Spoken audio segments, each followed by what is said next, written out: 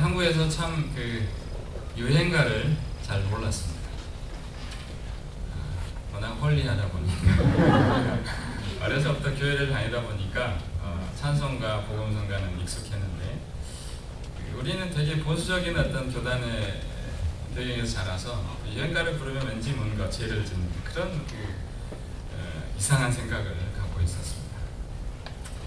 유행가를 잘 몰랐어요. 그런데 고등학교 때 1학년 때 수학여행을 갔어요. 수학여행 가면 뭐 묻지마 관광도 그렇지만 버스에서 이렇게 춤추고 노는 것이 아주 즐거운 시간이지 않습니까? 근데 버스에서 자기들끼리 놓으면 저는 되는데 노래를 한 곡씩 시켜요. 저한테 노래를 하라고 마이크를 주는 거예요. 근데 부른 찬양이 찬송가 5장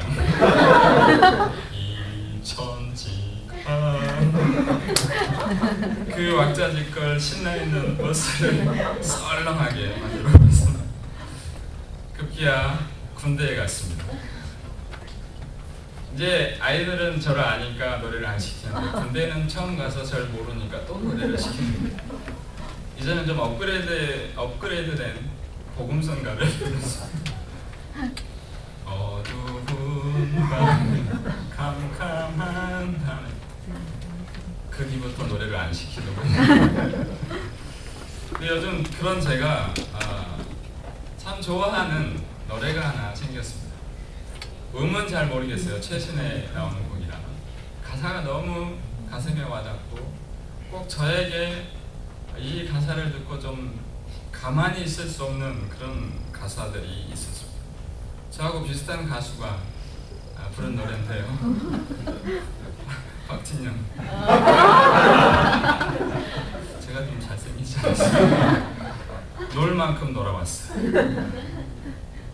여러분 근데 좀 시리어스하게 들으셨으면 좋겠어요.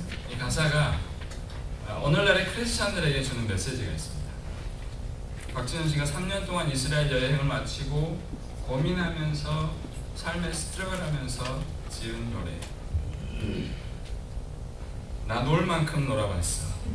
나 놀 만큼 놀아봤어. 왠지 몰랐어. 뭐 때문에 열심히 살지. 돈을 벌어서 어떻게 써야 하는 건지 둘러보아서 무엇으로 나를 채울지. 먹고 먹어도 왜 계속 배가 고프지. 난 놀 만큼 놀아봤어. 또 벌 만큼 벌어봤어. 예쁜 여자, 섹시한 여자 함께 즐긴 만큼 즐겨봤어. 결국엔 또 허전했어. 언제나 그때뿐이었어. 아침에 술 깨 겨우 일어날 때 그 기분이 싫어졌어. 이젠 사랑을 하고 싶어, 베이비. 베이비하고 사랑해. 혼자 집에 오는 길이 싫어, 레이디. 이런 날 어서 구원해줘, 베이비 제발. 꺼지지 않을 음식으로 나를 배불려줘. 안정이 되면 다시 불안해지고 싶고 불안해지면 다시 안정이 되고 싶어. 생각해봤어. 정말 갖고 싶은 게 뭔지. 근데 가져도 왜 계속 배가 고프지? 눈 감을 때 두렵지 않기를. 눈 감을 때 웃을 수 있기를. 내가 어디로 가는지 알면서 내딛는 힘찬 발걸음으로 살기를. Please save me. Please save me. 마치 기도처럼 좀 들렸어요. 근데 그는 고백합니다. 지식으로는 알겠는데 가슴으로 모르겠다.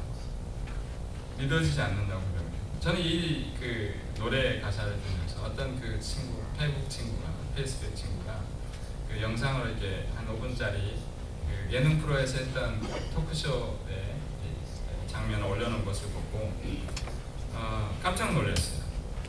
한 달 반 전에 그 밴쿠버의 비전 트리블이 2세 청년들을 데리고 한 8박 9일 다녀왔는데 그곳에서 뭐 럭키 산맥도 가고 기독교 세계관 강의도 듣고 또 뭐 창조론 투어를 하면서 밤마다 애들과 예배를 드렸습니다.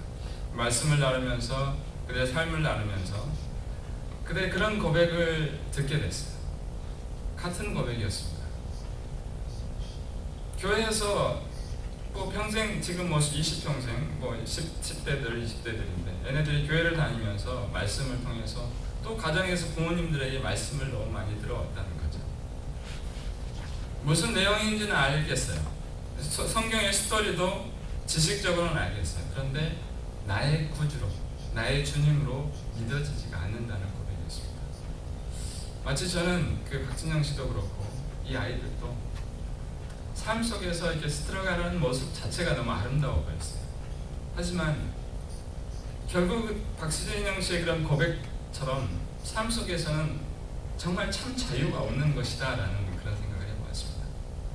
살려고 발버둥 치지만 어떤 세상 속에서 뭔가 나를 자유롭게 하고 행복하게 할 수 있는 참 자유를 준 뭔가가 있겠다고 찾아보고 이리 기웃 저리 기웃 해보았지만 찾을 수가 없었다라는 것이 너무나 안타깝고, 오늘 혹시 이 자리에도 또 그런 비슷한 고민을 갖고 계신 분이 있다면 오늘 말씀이 복된 소식이 되기를 바랍니다. 저는 오늘 그 레위기의 말씀을 읽으면서 그 레위기의 수많은 교회들 중에서 율법 중에서 가장 중요한 것들 중에 하나인 희년에 대해서, 주빌리라고 하는 희년에 대해서 말씀을 나누고 싶습니다. 함께 이 말씀을 나누면서 과연 영혼의 참 자유함은 어디에 있는 것일까? 우리는 무엇을 추구하며 살아야 되는 것일까? 이런 그 고민들에 대해서 함께 해답을 찾아보는 시간을 갖기 원합니다. 희년이라고 하는 것은 물질적인 어떤 자유함이 있었습니다. 환경적으로도 자유했어요. 마치 꽁꽁 얼어붙은 어떤 대지에 그 갇혀있는 새싹들이 우물 트기에서 새싹을 돋게 해서 뚫고 나오는 그 화창한 봄날처럼 그런 희년은 해방의 기쁨을 맞는 적이 있습니다. 화문으로도 희년이 기쁨의 해잖아요. 희년을 바로 이야기해서 먼저 오늘은 우리 본문에 오늘 25장 8절로 11절을 읽으셨는데 그 앞에 부분을 살펴볼 필요가 있습니다. 그것은 안식년에 대한 규례가 먼저 나오는데요. 안식년에는 세 가지 자유함에 대해서 말씀합니다. 첫째는 땅의 자유입니다. 앞에 1절로 7절부터 그 땅의 자유를 말씀하는데 땅의 안식년을 지키라고 말씀하시죠. 6년 동안의 토지를 땅에 씨를 뿌리고 파종을 하고 경작을 하고 수확하는 것을 하다가 7년째 되는 날 아무것도 하지 말라는 거예요. 땅을 쉬게 하라는 것입니다. 또 두 번째는 빚의 채무, 부채에 대한 그것으로부터 해방입니다. 레위기의 이 부분은 잘 나와 있지 않지만 신명기 15장 말씀은 첫 번째 돌판을 깨고 두 번째 돌판을 받을 때 다시 율법을 주셨는데 그때 그 안식년에 대한 말씀 아주 구체적으로 말씀하시면서 일곱째 해 되던 날에 이웃의 빚을 탕감하라는 말씀이 아주 자세하게 나와 있습니다. 또 안식년은 신분의 자유입니다. 종으로부터 해방을 하는 거예요. 주인은 종을 풀어주고 종은 그 해방함을 자유를 누리라는 것이죠.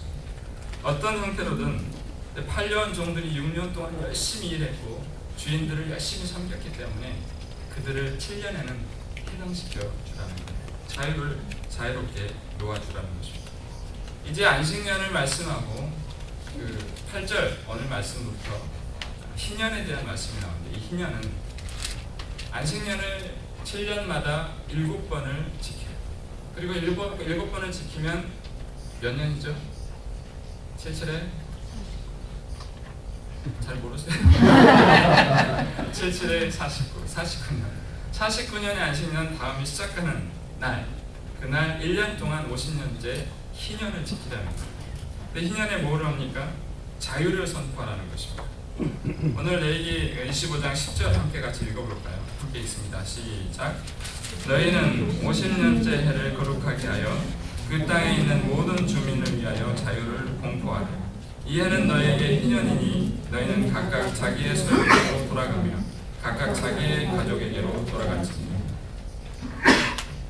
저 위에 2절에 보면 이 안식년의 규례 또 희년의 규례를 준 그 지켜야 하는 때는 너희가 가나안 땅에 들어간 때 이후부터입니다. 근데 지금 이 규례를 받은 때는 불과 출애굽한 지 1년 조금 넘은 때였어요.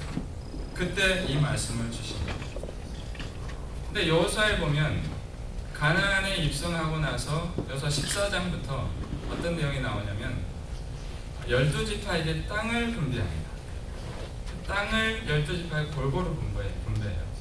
오늘 말씀에 각각의 소유지로 돌아가고 가족에게 돌아가라는 것은 50년 후에 근데 50년 전의 때로 돌아가는 거예요. 그때 분배받은 땅, 너에게 주어진 땅, 그리고 그 사이에 종이 된 사람들이 있었다면 너희의 가족에게로 돌아가는 것이죠. 420년 동안 애굽에 노예를 살던 이 사람들, 이제 1년 좀 지났는데 그들 420년의 그 장구한 세월 동안에 애굽에 종이 살았던 이 사람들은 종이라는 단어가, 노예라는 것이 얼마나 그 삶이 지긋지긋함을 압니다. 그래서 서유지로 돌아가고 가족에게 돌아가는 자유라는 개념이 얼마나 가슴 벅찬 일인지, 얼마나 기쁨과 기대감을, 그런 그들의 기쁨과 기대감은 이루 말할 수 없었을 것입니다. 근데 여기서 중요한 하나의 의문이 생기는데, 하나님 왜 그렇다면 희년이라는 이 절기를 지키게 하셨을까요? 왜 제정하셨을까 하는 여기는 의문을 갖게 됩니다. 단순히 어떤 물리적인 해방이나 기쁨만을 주기 위해서 하나님께서 희년을 제정하신 이유는 자신의 백성들에게 너는 나의 것이다, 너희는 나의 것이다, 나의 것이 나와 함께 있어야지 왜 나에게 등을 돌려 가 있느냐, 왜 나와 멀어져 있느냐, 나에게로 돌아와라. 이 메시지를 주시기 위해서 희년을 지키게 하셨어요. 나에게 돌아와라. 그래서 소유지로 돌아가게 했고 가족들에게도 돌아가게 한 것이에요. 처음 애굽에서 나와서 광야를 지난 이스라엘 백성들, 그렇다면 이 이스라엘 백성들에게 가나안 땅을 주신 분이 누굽니까? 여호와 하나님입니다. 그분께 돌아가는 거예요. 근데 사람들은 이제 가나안 땅에 들어갔을 것입니다. 그리고 살아갔어요. 분배받은 땅대로 경작을 하고 추수하고 하루 한 해 한 해가 지났을 거예요. 어떤 사람들은 그 땅이 잘해서 더 넓혀지는 사람이 있었는가 하면, 어떤 사람들은 점점 자기 상이 없어지는 사람도 있었을 것입니다. 어떤 사람은 잘 살다가 가난하게 되어서 다른 사람의 집에 종살이 할 수밖에 없는 상황이 됐을 거예요. 또 어떤 사람은 그 종을 부리는 사람이 됐겠죠. 또 많이 가진 사람은 많이 가지려고 하고, 또 어떤 사람들은 억압받고 부를 잃어버리면서 그 삶의 어떤 고단함 때문에 하나님을 잊어버리는 그런 상황들, 그런 삶을 계속해서 살았을 것입니다. 그래서 하나님은 이 일들을 이미 아셨기에 오리지널 오너, 땅의 오리지널 오너이신 하나님께, 나에게, 그리고 너는 나의 백성들이 아니라 나에게 돌아와. 나를 좀 기억하고, 나는 너의 하나님 여호와다. 내가 너희를 애굽에서 이끌어낸 여호와 하나님, 너의 아버지, 너의 주인이 아니냐, 나에게 돌아오라는 것이죠. 그래서 희년을 제정하신 것입니다. 여러분, 어쩌면 오늘날 세상 사람들도 다를 바 없습니다. 자신의 바라는 뜻을 이루고